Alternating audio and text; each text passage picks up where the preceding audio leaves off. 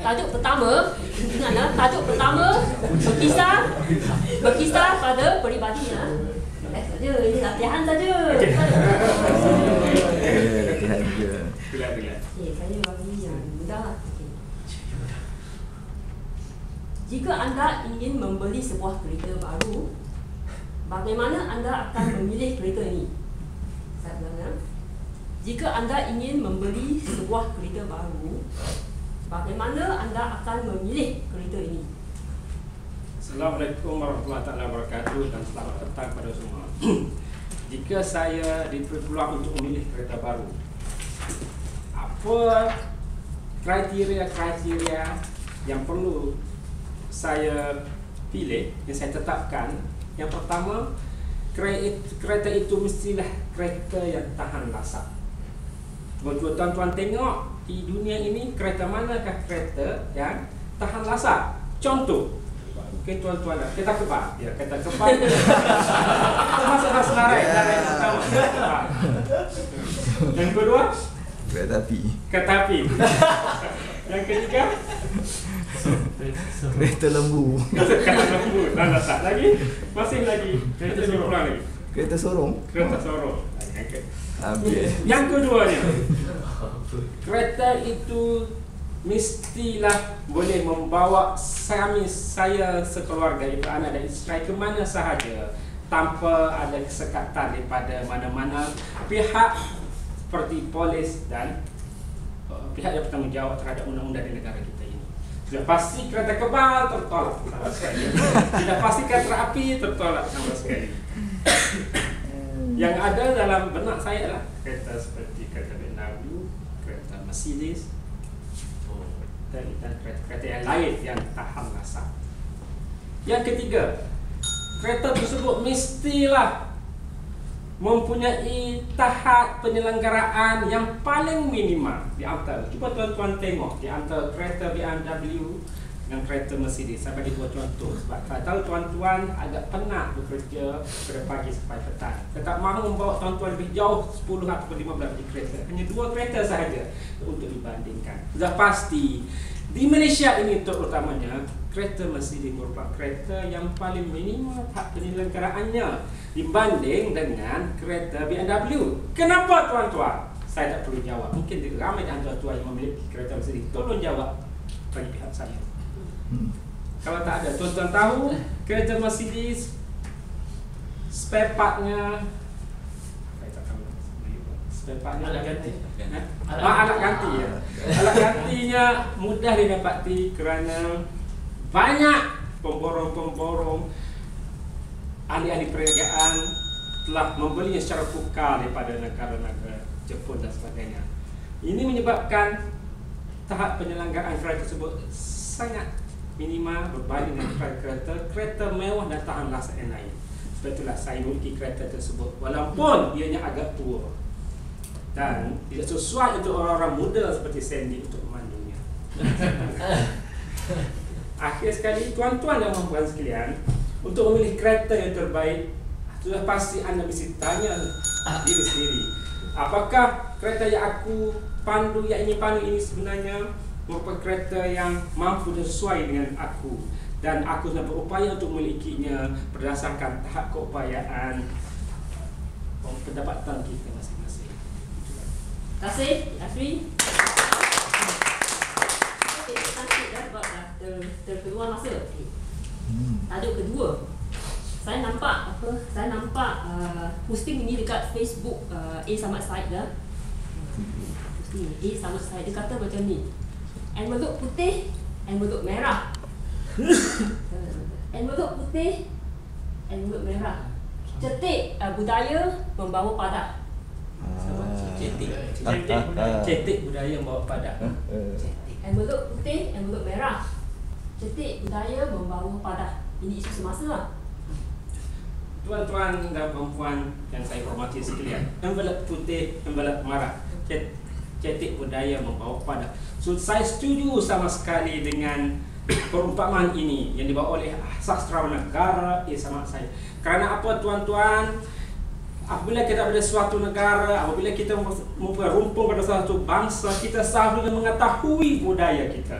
kita juga harus mengetahui budaya lain-lain bangsa apabila kita ingin pergi ke tempat lain. Kerana tuan-tuan, apabila kita tahu budaya suatu bangsa, agak mudah untuk kita mempengaruhi seseorang, menyesuaikan diri dengan seseorang, bersama dalam masyarakat yang berada dalam budaya yang sama. Kerana kalau kita tidak tahu budaya masing-masing, sudah pasti padah akan menimpa kita. Sebagai satu contoh yang telah berlaku di Pulau Pinang 2 tahun yang lepas, bagaimana seorang Mak Saleh ataupun seorang lelaki Eropah yang datang ke Malaysia untuk beristirahat di Pulau Pinang yang terkenal sebagai Pulau Mutiara, yang banyak tempat-tempat untuk berrekreasi dan terkenal di seluruh dunia. Apabila orang Eropah ini datang ke sini pada waktu subuh, tempat beliau tinggal itu di sebuah apartmen, terdapat sebuah surau. Terdapat hamba Allah yang pada waktu subuh telah mengalunkan azan. Maka apabila orang tempat itu mengalunkan azan, sudah pasti Mak Saleh tersebut merasakan ia mengganggu ketenteraman, keseronokan beliau yang sedang nyenyak tidur. Terus Mak Saleh tersebut turun ke bawah dan meluru masuk ke surau tersebut dan telah mematah-matahkan mikrofon dan juga alat-alat pembesar suara dan terus menunggu dengan putukan yang tepat kepada bila tersebut. Terjatuh bila tersebut, tersandar di dinding. Sudah pasti ahli-ahli karya lain sangat memarahi dan ingin membalas dendam, ingin memukul lelaki tersebut. Kerana lelaki tersebut tidak mengetahui apakah itu budaya orang Malaysia, budaya orang Melayu dan budaya penduduk sini. Sedangkan saya yakin penduduk di sini, tak kira daripada bangsa apa sekalipun, penduduk Malaysia mengetahui itu merupakan budaya orang-orang Melayu, budaya orang Islam. Pasti mereka memahami. Tetapi lelaki Mak Saleh tersebut tidak memahaminya dan membuat suatu perkara atau tindakan di luar batasan. Dan perkara ini maka laporan polis telah dibuat oleh penduduk di karya tersebut terhadap lelaki yang kurang ajar ini. Sudah pasti sebagai seorang penduduk luar yang datang ke suatu negara, mereka seharusnya mengetahui apakah budaya penduduk di sini. Kerana sekiranya melanggar budaya, mereka menimbulkan kemarahan pada penduduk setempat. Oleh itu tuan-tuan dan puan-puan sekalian, saya setuju dengan pandangan ada pepatah tersebut. Kita adalah mengetahui budaya suatu bangsa. Apabila kita ingin berada atau ingin menyesuaikan diri dengan masyarakat setempat. Sekian. Terima kasih. Awal masa sebab dah panjang sikit juga. Tajuk ketiga, peribahasa. Ya. Sila ulas peribahasa ini. Duduk sama rendah, berdiri sama tinggi. Duduk sama rendah, berdiri sama tinggi.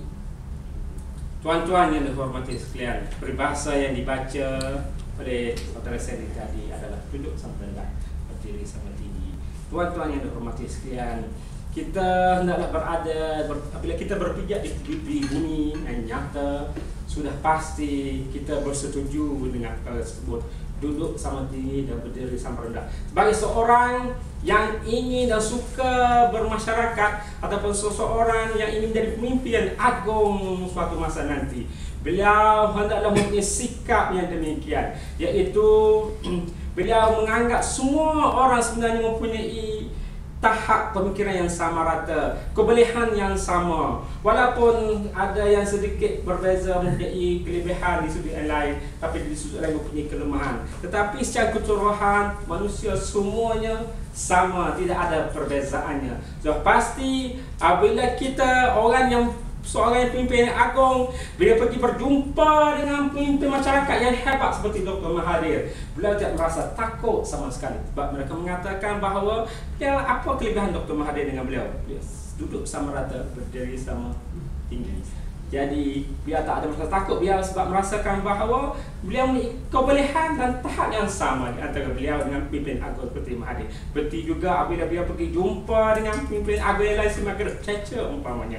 So pasti orang yang memiliki sikap yang sebegini tidak merasa takut untuk berhadapan dengan apa jua pancaroba, pemimpin-pemimpin, keadaan suasana yang berlaku, sama ada ujian-ujian, mehnah dan fitnah yang berlaku, sebab dia yakin bahawa sebenarnya duduk sama rata, berdiri sama tinggi merupakan satu perkara yang perlu diadaptasi, yang dimasukkan dalam diri seseorang sebagai satu